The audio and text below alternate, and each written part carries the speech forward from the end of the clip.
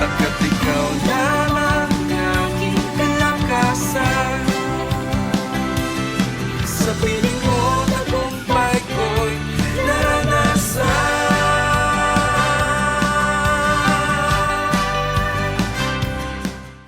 Isang pinagpalang araw po sa ating lahat. Welcome po muli sa ating araw-araw ng pagpapala. Ako po si Pastor RJ Magno ng JCSCO Christineville. At sa mga oras po na ito, ako po ang magbabahagi ng salita ng Diyos na magbibigay po ng kalakasan at muling pag-asa po sa bawat isa po sa atin. Tayo pong lahat ay manalangin.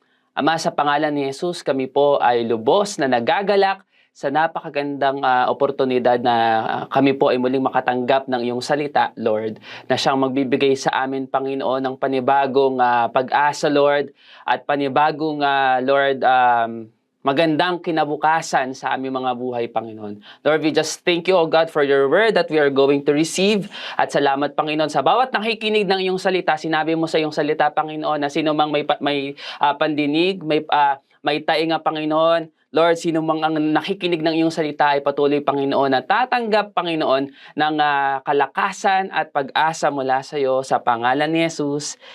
Amen, amen. Praise God, hallelujah. Sa mga nakalipas po na buwan, kami pong mga kapastoran po ng JCSU, especially sa Central Church po, ay may ginagana po na clarion call every week po. 3 times a week po. Kami po ay nananalangin at isa po sa panawagan ng Panginoon na isama po natin sa panalangin ay ang ating pong mga pamilya. That's why this message ay pinamagatan ko pong Fight for your family. Let's fight for our families. No? Alam niyo po, there's a great call for us to pray for every family and household in our nation. Kung meron man pong krisis na dapat pong bigyan ng solusyon o maagap na solusyon at atensyon po ang ating bansa, ito po ay ang lumalalang kalagayan ng ating mga pamilya at ng mga kabataan. You know, sabi po sa statistics, according to the Philippine Statistics Authority or PSA, sa taong 2020, the latest yung ating pong statistics, no, in 2020 po, there are 57% or 870,820 Filipino babies were born illegitimate. Pag sinabi pong illegitimate babies, sila po yung mga bata na ipinanganak na hindi kasal yung kanilang mga magulang. So imagine that po, no, more than half na mga ipinapanganak na mga sanggol sa ating bansa ay mula sa mga pamilya na hindi pa buo, mula sa pamilya na maaring hindi pa kasal o maaring hindi talaga buo yung pamilya. According pa po sa statistics, 1 out of 3 Filipino youth, mga kabataan po ay lumalaki na walang magulang. You know, most common reasons po kung bakit po nangyayari ito sa ating mga pamilya po sa ating bansa. Number 1 po ay some of the families, no, yung mga parents po ng mga batang ito ay yung mga magulang nila, 45% po ay mga magulang na nagtatrabaho sa malayong lugar, maaring sa ibang bansa o maaring naiwan sa probinsya, pumunta yung mga magulang sa bansa para sa Maynila para para magtrabaho, no? And 38% naman ang dahilan nito ay dahil sa pagkahihiwalay ng kanilang mga magulang. And a little percent, 17% naman yung mga maagang namamatayan o nawawalan ng mga magulang. 20% naman po, according to the statistics, ay 20% ng mga marriages sa ating bansa o sa Pilipinas ay broken. According po yan sa statistics, with 82% of such broken marriage are involving children. Ibig sabihin po nito, mga kapatid, no, talagang malala po at malubha ang pinagdadaanan po ng bawat pamilya ng ating bansa. That is why there is a great call for us to really pray for our families. Maaring kayo po, no, ikaw na nanonood ngayon sa mga oras na ito, ikaw mismo ay produkto ng broken family. Maaring ikaw mismo ay may pinagdadaan ng matindi na sitwasyon o kalagayan, challenge sa iyong pamilya. Maaring kapitbahay mo, kamag-anak mo are going through difficult times ngayon sa buhay ninyo bilang isang pamilya. And Alam niyo po ba na lahat ng ito, lahat ng mga nangyayaring ito ay may matindi ring, resulta. Ito pong problema na ito ay nanganganak pa ng mas malalaking problema sa ating bansa. Bukod po do'n sa mga nabanggit ko pong katotohanan o mga datas po 'no, mga data po na na nagpapatunay na kinakailangan po talaga ng, panalangin ng ating bansa. Alam niyo po ba that there are 15 million solo parents in the Philippines. According po yan sa World Health Organization. Ibig sabihin po, no, sa bansa po natin talagang laganap at nararanasan talaga ng ating bansa ang broken family, sirang pamilya, manggulong pamilya.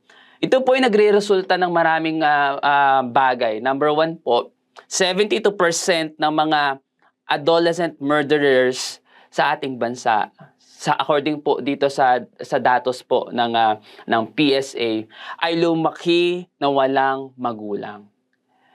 Lumalala po, dumarami po yung mga juvenile crime sa ating bansa, mga batang wala pa sa wastong edad, wala pang 18 years old pero nakapatay na, no, nakulong dahil nagnakaw, nakulong dahil naging involved sa rape, no?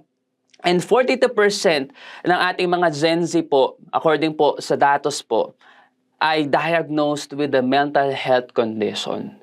More than half of them po ay who are struggling with their mental health ay napabalita po na nagte-take ng medication.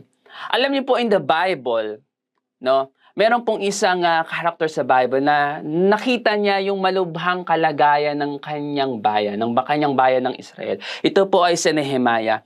You know, in Nehemiah, sa Book of Nehemiah, talagang pinaglaban po ni Nehemiah ang kanyang bayang Israel because he believed, ang kanyang bayang Jerusalem, because he believed na hindi dapat, no, yung nakikita niyang mga sitwasyon ng kalagayan ng bawat pamilya ng kanyang bayan, hindi siya pumayag na manatiling makita ito. Bagamat si Nehemiah po ay nasa maayos na kalagayan during those time. Nung siya po ay pinuntahan, binisitan ng kanyang mga kamag-anak at sinabi na, Nehemiah, ito yung kalagayan ng Jerusalem ngayon.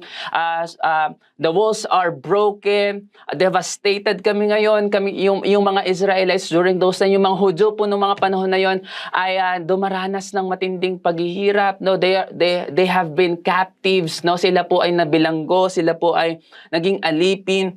At sabi niya po, during those time, nung nalaman niya yung malubha at matinding pinagdadaanan ng mga tao, ng kanyang mga kababayan, siya po ay nanalangin at umiyak sa Panginoon. You know, si Nehemiah po during those time, nung nalaman niya po yung kalagayan ng kanyang bayan, siya po ay may magandang katungkulan na po sa kaharian ng hari ng Persia. Siya po ay isang cupbearer. Nung panahon po nila, isa po itong magandang trabaho, no? Isa po itong isang privilege, no, bilang isang lingkod ng hari.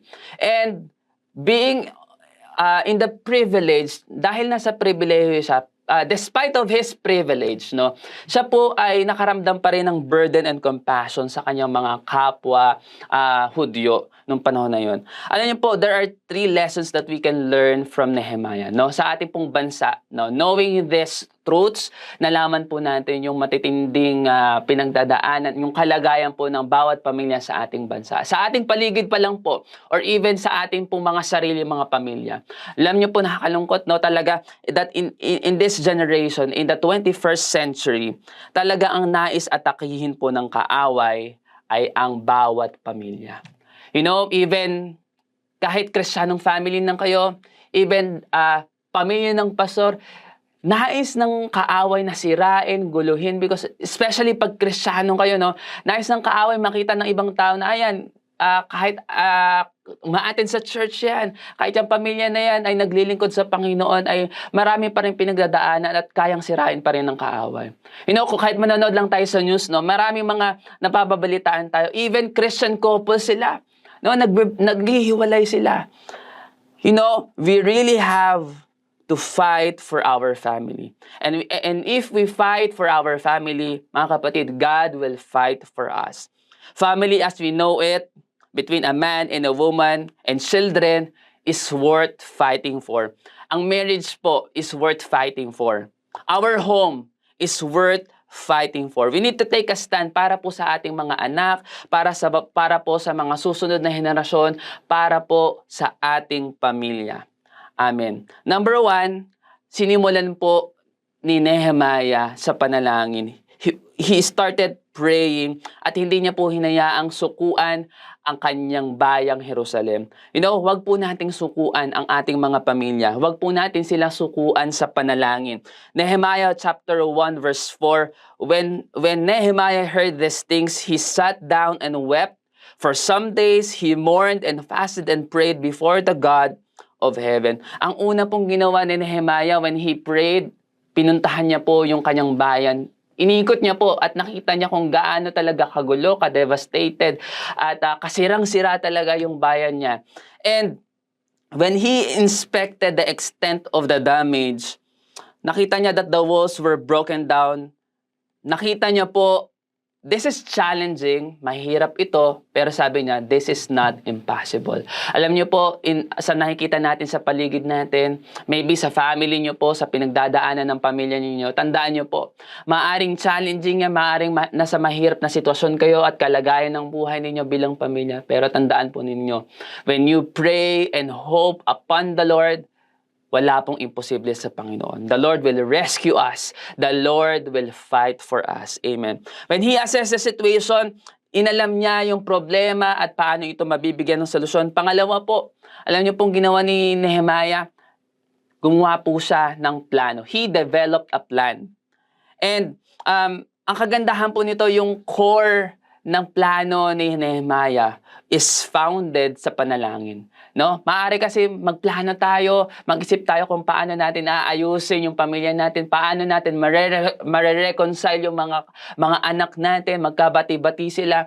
But without prayer, hindi po gagalaw at kikilos ang kapangyarihan po ng ating Panginoon. As soon as Nehemiah knew what God wanted him to do, as he received vision from God, nagdevelop po siya ng plano. Nag-strategize siya.